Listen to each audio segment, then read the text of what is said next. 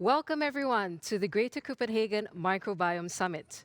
My name is Sarah Ledet. I'm a Senior Strategy and Project Manager at Medicon Valley Alliance, and I'm also the Project Manager for the Microbiome Signature Project, which is a partnership between Medicon Valley Alliance, Copenhagen Capacity and Invest in Skåne. Today we are streaming to you live from Copenhagen, and we will be joined by speakers both on-site as well as connected online from all across the world.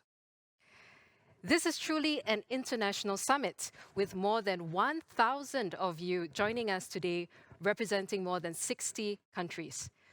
We hope that you'll find today's presentations both inspiring and insightful, and that you enjoy the various opportunities to interact on the Hop-In platform. So without further ado, I would like to introduce Tua David Bach. And Tua has served in both national and regional governments in Denmark for more than a decade, and has more than 20 years experience in innovation, public policy, and economic development. Today, Tua is the Managing Director of Greater Copenhagen, and it's my privilege to welcome him to open today's Greater Copenhagen Microbiome Summit. Tua, the floor is yours. Thank you very much, Sarah. And wow, what an impressive event. I think our last count was more than 1,000 participants, 70 plus countries I heard, 4 continents. From Copenhagen, it's good morning. I think if you're in the Far East, it's good afternoon. And in the US, it's the middle of the night. I think it's an impressive event, an impressive gathering. I'd like to thank Medicon Valley Alliance. I'd like to thank Invest in Skåne. I'd like to thank Copenhagen Capacity for putting together a very spectacular program. I'd like to thank the more than 1,000 of you out there for spending your precious time with Sarah, with me, and with a bunch of great presenters throughout the day. As Sarah mentioned, I've spent the last 20 years building ecosystems for innovation. I've been working in exotic places like Ghana and Bolivia, and more recently in places like Tel Aviv, and not least Greater Copenhagen. My day job as Managing Director at Greater Copenhagen is really to integrate and build a unified ecosystem for innovation across southern Sweden and eastern Denmark, which is where Copenhagen is. Now, Greater Copenhagen to me is more than just a catchy name. It's really, for me, beginning to be a unique ecosystem for innovation. When in my past I've been traveling many places, most recently Tel Aviv and places like Boston and Shanghai, and when I engage with industry leaders, academic scholars, people from government, I'm surprised to hear how much they actually know of this innovation ecosystem in southern Sweden and eastern Denmark. They know of the industry excellence and beauty, I must say, of southern Sweden. They know of the great corporates on the Danish side in Copenhagen within the life science field. And when they talk to me, they recognize the vibrancy and the diversity of our innovation ecosystem. They know it's ranked among one of the best anywhere in the world. They also have heard and have experience with great research institutions like the University Hospital in Lund, in the Swedish side, or in Copenhagen on the Danish side. One thing they keep telling me is this collaboration with government, how easy it is, and the ease of doing business, doing clinical trials, doing research here, something that they keep pointing to when I speak to leaders across the world. Many have actually built relations, networks here in Greater Copenhagen. They work with the corporate sector. Companies like Novo Nordisk, Novozymes, Christian Hansen, Ferring, Lundbeck. They're all sort of household corporate names, regardless if you're in Zurich, in Cambridge, in the UK, in Boston, Tel Aviv, or in the Far East. I think it speaks a testament to this ecosystem. And not least, we have a lot of great talent here. Copenhagen Capacity have been working hard to make sure that there's a steady flow of excellent talent in this ecosystem.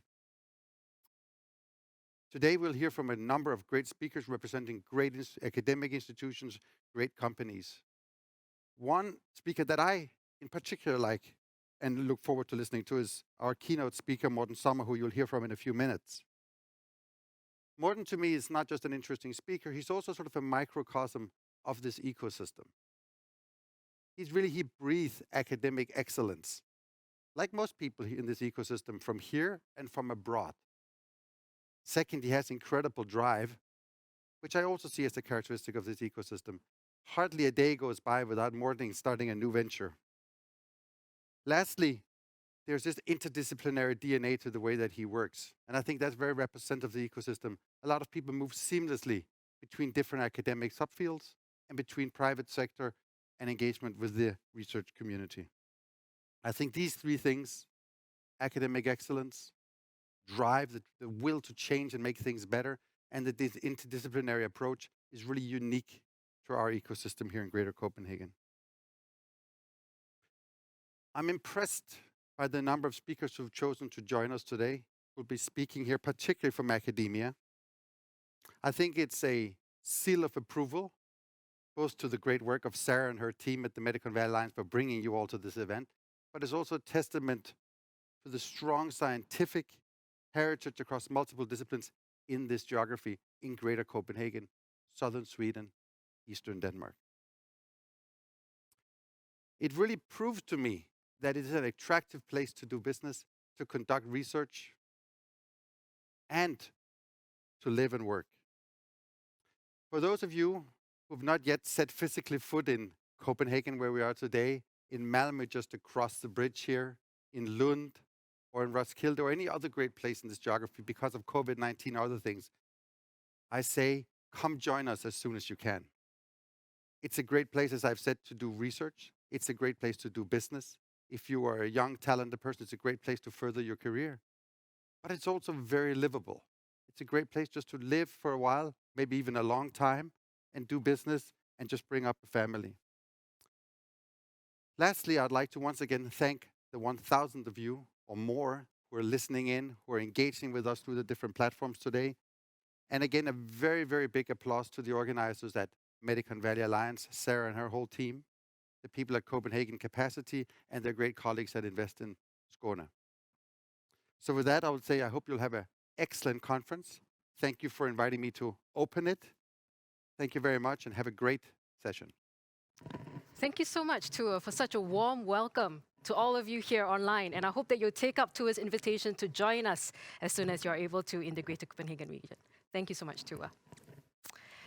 So as Tua alluded to in his introduction, it is my great pleasure to invite our keynote speaker for today, Morten Sommer, onto the stage. Now, Morten, as Tua mentioned, wears many different hats.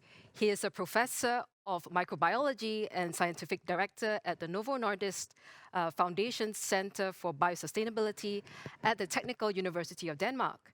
And Morten is also an entrepreneur, having started and founded a number of successful companies, not least within the microbiome field. Today, Morten will speak on the topic opportunities and challenges for microbiome engineering. And remember that you can ask questions to Morten in the Q&A tab on the right, and we will pick them up at the end of his presentation. Morten, welcome. The floor is yours. Thank you very much. Thank you. I've been looking forward to this event here. It's a great pleasure for me to open with a discussion of the microbiome as I see it now. I'll see if I can. Yeah, this works perfectly. Excellent. So I am, I think, particularly excited because I am a believer in the microbiome. And the microbiome has received a lot of attention, and so I'm glad that Medicon Valley Alliance and Copenhagen Capacity could dedicate time and resources to put together this summit regarding the microbiome. Also, as Tue alluded to, I'm also a believer in the region because it has been an exciting 10 years for me where I've developed my career and developed opportunities both academically and industrially in the region. So it's really a pleasure to start this off.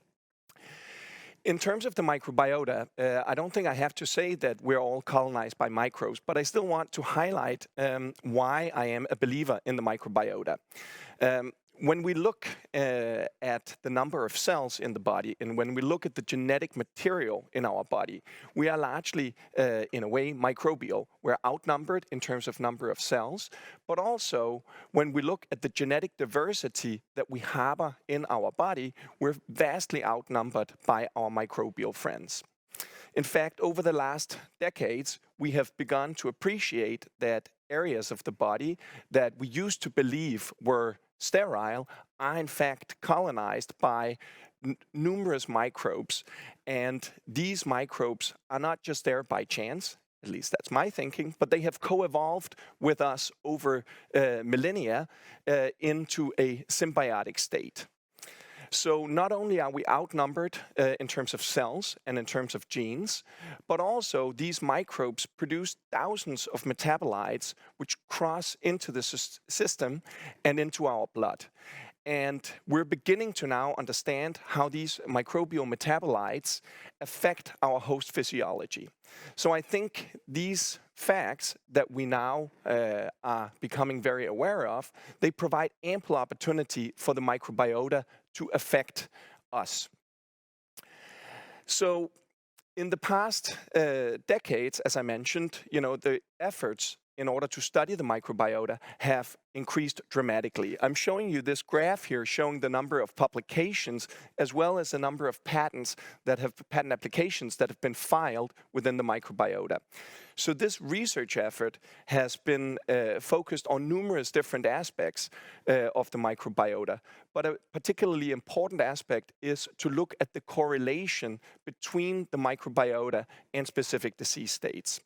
And what we're finding is that the microbiota is actually highly correlated to human health and human disease states.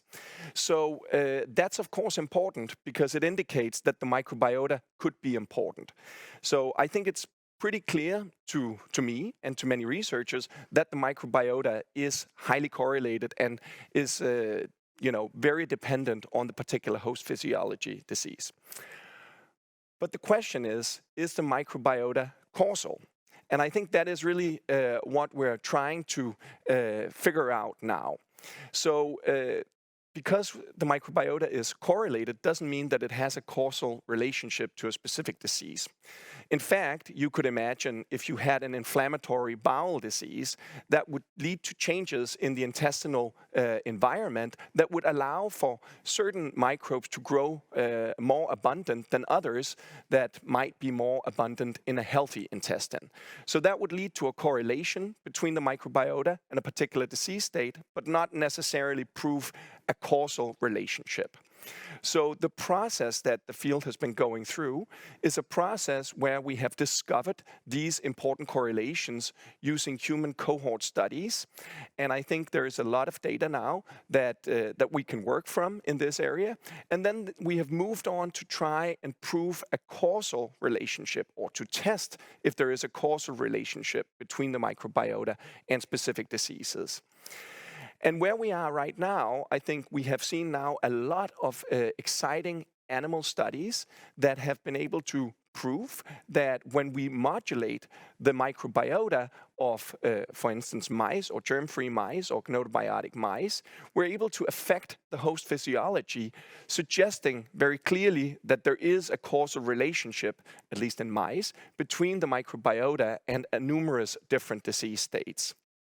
The next step, which is now beginning to mature, is that we're taking those findings and we're putting them into, putting them to test in human intervention studies, where we're administering microbial treatments in order to affect specific disease states in humans. And I think it's incredibly exciting right now to see how the field is developing in this regard also. What I wanted to say also is that whether the microbiota only is correlated to disease or whether it's also causal in disease, actually both can lead to business opportunities in terms of how we can use the microbiome. So if we have a microbiome which is only correlated to disease, that doesn't mean that it's not important to study the microbiome, because we can use the microbiota as a means to diagnose diseases and maybe diagnose them more early than our current tools. We can also use them potentially to stratify patients into different subtypes of diseases that are indicated by the microbiota composition. And I'll get back to that a little later. However, of course, if the microbiota is causal in disease and health, then it opens up the microbiome as a therapeutic target. And I think both of these applications are real and will mature and have already matured to a significant extent over the coming years. If we look further into the microbiome as a therapeutic target, there are actually a lot of different technologies and interventional strategies that we can use in order to affect the microbiota. There are the very low-tech technologies like changing our diet or eating specific nutrients that could promote certain bacteria to grow. But there are also the fact that many of the drugs that already have been developed actually affect the microbiota. There are studies that suggest that a large proportion of the drugs that we ingest affect the gut microbiota quite substantially. But then we go to the more, you could say, the more novel approaches in order to modulate the microbiota. And that is really where we start to amend the microbiota by adding in natural microbiota. And there are recent successes using donor-derived fecal material from a number of American companies that have completed pivotal trials in Clostridium difficile infection, showing that microbiota treatments have a real impact on patient outcomes. And this is, in some ways, a relatively crude approach to microbiome interventions, but it has been an effective approach and an approach that will open up the field for new and more sophisticated approaches, including that of using defined communities of microbes to modulate human disease. So much of the work has been focused on adding in bacteria, but there are also now technologies emerging that allow us to take out specific bacteria. And I'll give an example from a company that I've co-founded that is working on using CRISPR-based antimicrobials to modulate the gut microbiota. But in addition to these types of approaches, we're now also beginning to see examples where we can actually augment the microbiota. We can add in non-natural functions into the microbiota to what I would call advanced microbiome therapeutics. So I think all of these interventional strategies are highly exciting, and I'll try to, in the next few minutes, give a little bit of a flavor of how this might play out. So I'd like to give an example of a collaboration that I've had with Gianni Panagatui from University of Hong Kong, where we have studied a small cohort of cancer patients. And we specifically investigated a fairly diverse group of patients that had different types of cancers and underwent different types of therapy to treat their cancers. And we collected samples before, during, and after the cancer chemotherapy, and also recorded the treatment outcome in these cases.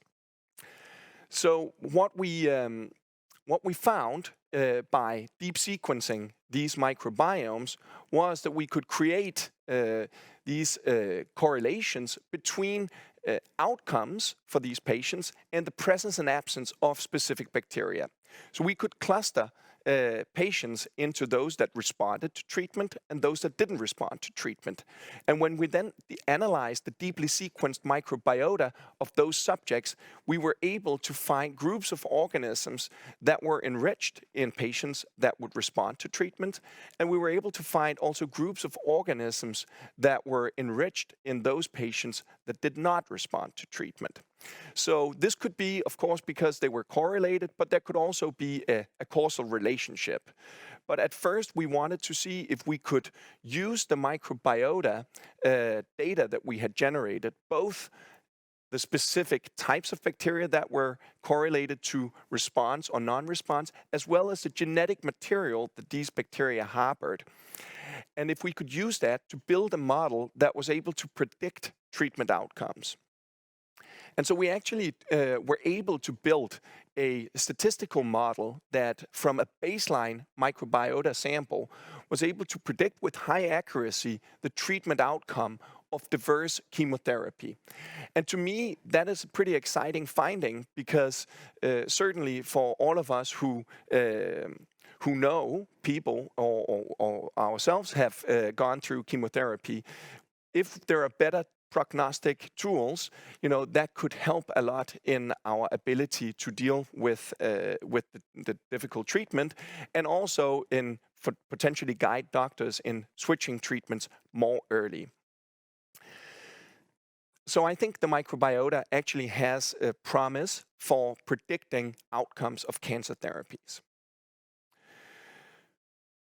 What we also wanted to look at was whether these specific microbes that were so tightly correlated with treatment outcomes potentially also could be used as an intervention to improve outcomes in therapy. And so what we did was we took the approach of adding in natural isolates, and we had to go into animal studies and did an animal study in a tumor model, murine tumor model, where we basically collected bacteria that had been enriched in the responder population, and then we also took specific bacteria that had been enriched in the non-responder population. And then we administered them plus minus the cancer chemotherapy alitinib, which was used in these specific patients where these isolates were identified. And we looked at the tumor growth of these animals in undergoing this intervention. And what we found was a significant improvement in the reduction of tumor size dependent on the presence of responder bacteria. So the bacteria that we had identified in the human cohort study, they were, when we gavaged them, when we orally administered them to the mice, they were able actually to improve the response to the tumor. So when we added the cancer chemotherapy, we could have a statistically significant effect, a statistically significant beneficial effect of adding the responder bacteria compared to both adding no bacteria or adding the non-responder bacteria. So I think this highlights the fact that the microbiota as such is a therapeutic target that could be relevant to cancer therapies. And there are many reasons why the microbiota could be important there, which I will not get into today. But just to highlight this as an area that I think is quite exciting for the future. I wanted to also move on and speak briefly about another interventional strategy, which is the CRISPR-based therapies targeting the microbiota. So as I mentioned previously, we also identified, not only did we identify bacteria that were enriched in responders, but we also identified bacteria which were enriched in non-responders. And if there was a causal relationship to those bacteria and the cancer chemotherapy, we would be interested in removing those bacteria from the microbiota. But how do you do that? Because that's not as straightforward as it might be to add in more bacteria. So in a company that I was co-founding called Sniper Biome, we've been working with using CRISPR and CRISPR-Cas systems as a way to specifically target bacteria based on their DNA sequence. So we've been developing DNA-based medicines which can be programmed to affect double-stranded breaks in the genome of the target cell based on the presence or absence of very specific genetic material in that cell. And when the double-stranded break is affected, then the cell will die.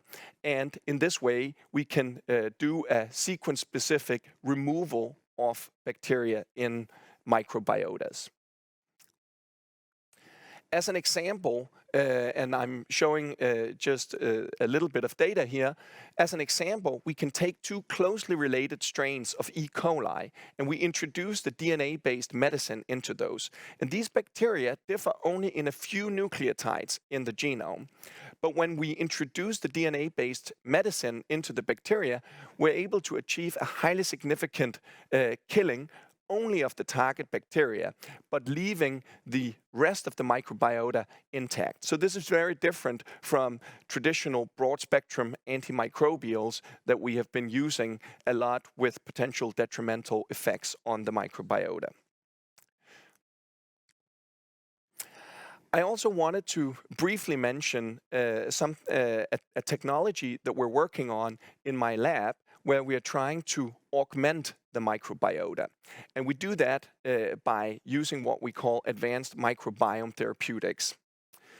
So essentially, what we are realizing is that our ability to fully recode and reprogram bacterial cells has evolved dramatically also over the past 10 years. And so we're able now to engineer specific sensors that can sense environmental signals on the surface of the bacteria. Those signals can be relayed into the bacterium and go through logic circuits that then initiate specific cellular programs that allow for the production, for instance, of a therapeutically active molecule that the bacteria natively would not produce, or it could produce an enzyme that degrades a harmful compound in the body. And we think that this is a pretty exciting opportunity, because we can actually, in this way, you could say, improve the microbiota for our purposes to treat disease. So one example of this that we've been working on together with Harris Wang from Columbia University is to produce serotonin in situ.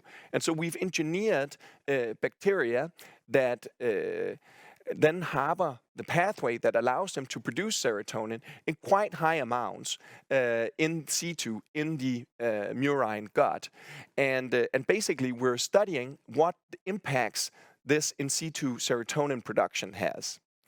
And what we can see is that when we look at these mice, they actually change behavior when we produce serotonin, and they become more explorative. So there are tools now, behavioral tools, that we're using to investigate that. And we're seeing some pretty interesting results coming out of these studies. So I think with that, I will wrap up here and just speak briefly to the I think, tremendous opportunities that there are within the microbiota field.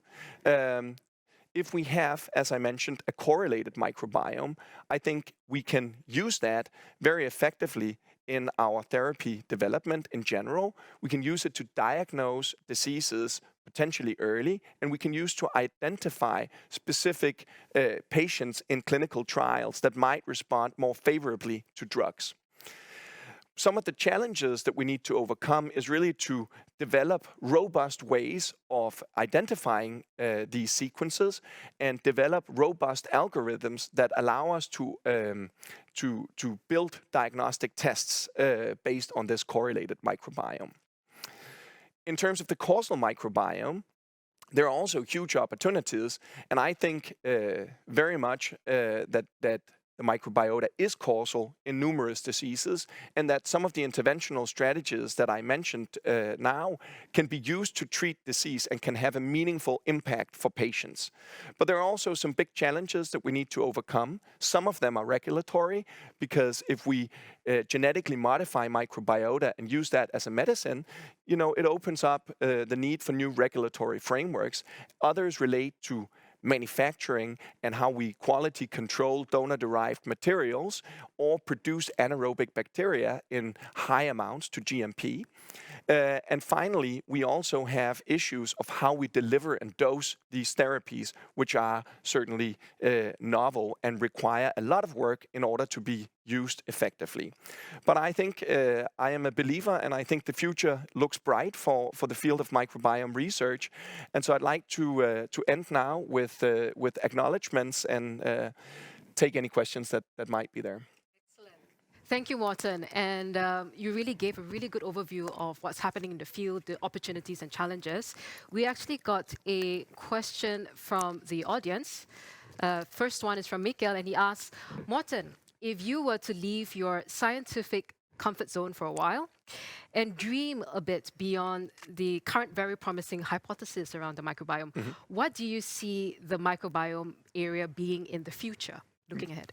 Well, I think looking ahead, I think I think the ability to use synthetic biology to augment the microbiota with sort of non-natural functions, I think that is an area of the future. And I think the fact that we have co-evolved with our microbes to have this stable association, and where the microbes have proven to be able to deliver a lot of different small molecules or peptides to the body, I think we can use that kind of co-evolution together with synthetic biology to create microbiota that can further improve our host physiology. So I think that's a very promising area in my mind. Yeah. Absolutely. And then we actually had a follow-up question to that coming in from Eric, and he asked, to build on the previous question, specifically, what could be the therapeutic application of the serotonin production data in mice described around the end of your presentation?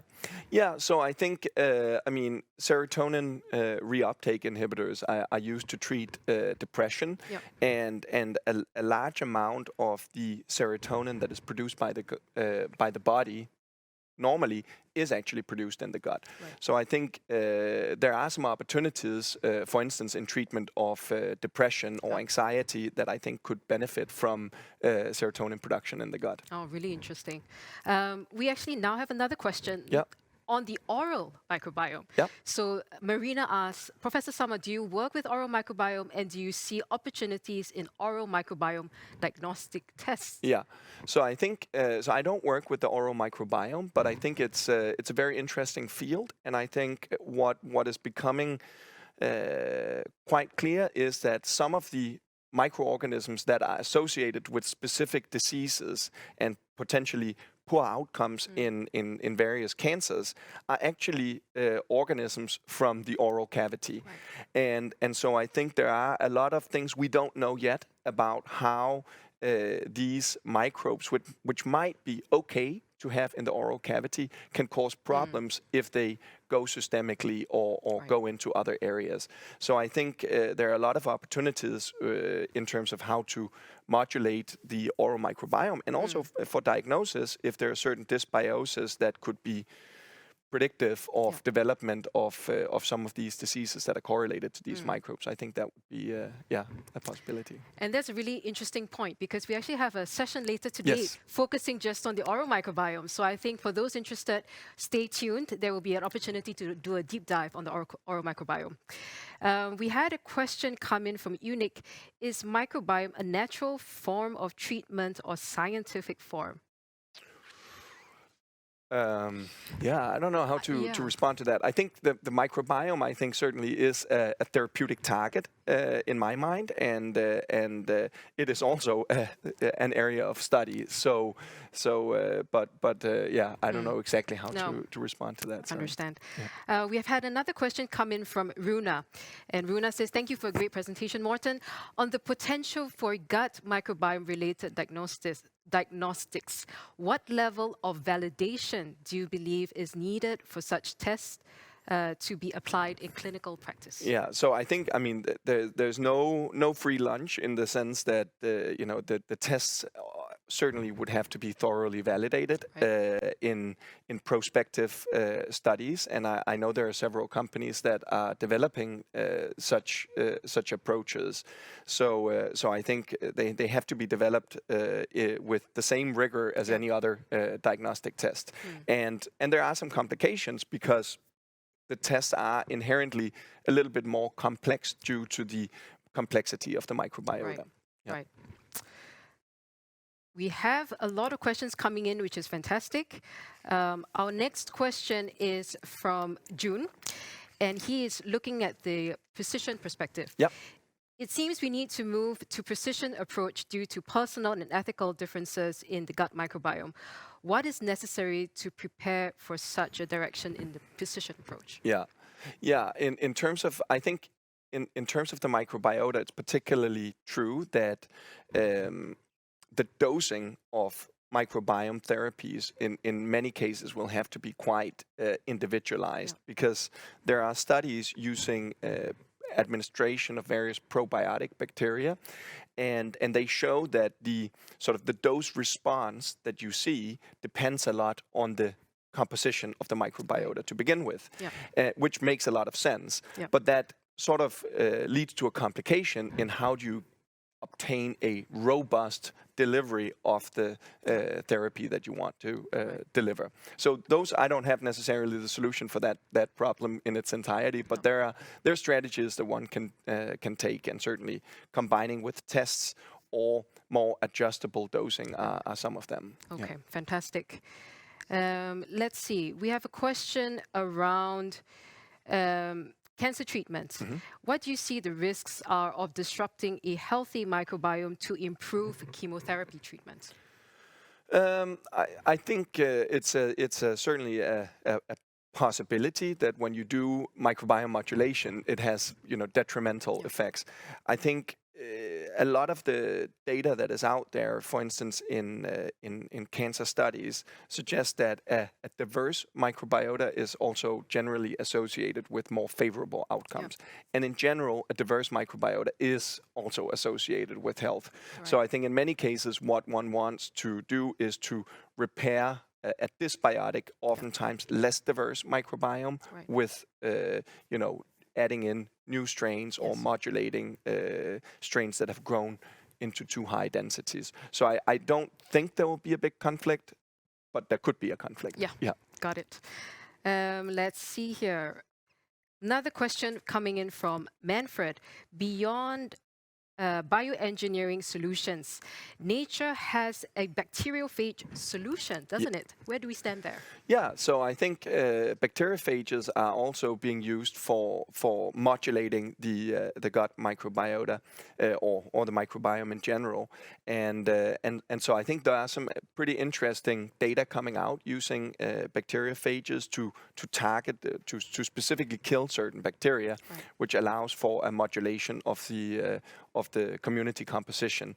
So I think that's a very nice approach, and there are some interesting data that come out there. And in many cases, those bacteriophages will have to be engineered in order to have the desired spectrum. So I think there's still some benefit of an engineering approach. But there are examples also in the former kind of East Bloc of clinics that have very successfully used natural bacteriophages for treatment of various infections. Right. And we also have a session on antimicrobial resistance later today, which I know will touch on bacteriophages. Yes. So again, stay tuned for that later today. Right. More questions coming in. Fantastic. One from Sven. Thank you for your presentation, Morten. Do you believe most in single strains or consortia for microbiome therapeutics? I think in general, the findings have been that when you look only for single strains, you miss part of the picture. So oftentimes these bacteria rely on each other, and so when you add in a single bacteria, you may not add in the other bacterium that is needed for the magic to happen. So I believe in consortia is the way to go. Yep. Good. Question coming from Johan. He says, great presentation. What direct value, if any, do you see microbiome analysis providing to the subject besides scientific use? Well, I think there will be huge value in the future of this. I think right now, probably there's less value, but I think we of course have to generate the knowledge in order to generate the tests and the ability to navigate the complex areas. So I think microbiota sequencing will be really important in the future of diagnostics, I think. It will also, I think, play a big role in the whole kind of personalized diet and how we stay healthy, because it is a very sensitive marker for what we eat. We know that when you change diet or when you eat different things, the microbiome responds very quickly. Right. So I can also see that there's a lot of use on a person-by-person level for looking at the microbiota in conjunction with general sort of non-medical interventions that one might do. And that actually ties to the next question coming in from Lucille. She asks, therapeutic versus prophylactic. Do you think the microbiome is the new way to prevent diseases in general? I think yes. I think there will be. It's sort of a new window to look at behaviors that are associated with kind of preventing of disease. So I think a lot of the, eat healthy actually has also a microbiome correlate, because much of what is considered to be healthy eating will also provide nutrients for the microbiome, and lead to a more diverse microbiome. So I think the microbiome can become yet another kind of a part of this prophylactic strategies, or these prophylactic strategies. Great. We now have a very provocative question. We're going to wrap up the Q&A soon, but this question is too interesting to pass up. So this question is from Mani, and he says, "Great talk, Morten. If Elon Musk calls you up to talk about human colonization in Mars, would you bring up microbiome, and why?"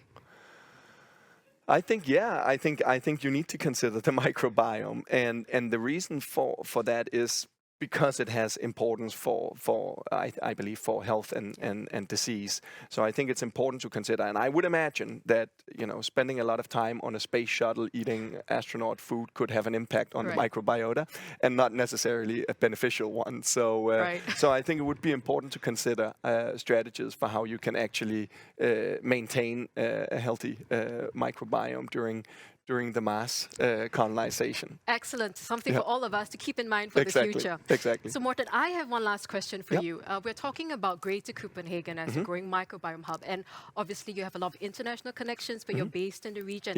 What do you see is something unique about the region when it comes to microbiome research and development? Yeah, so I think the region has been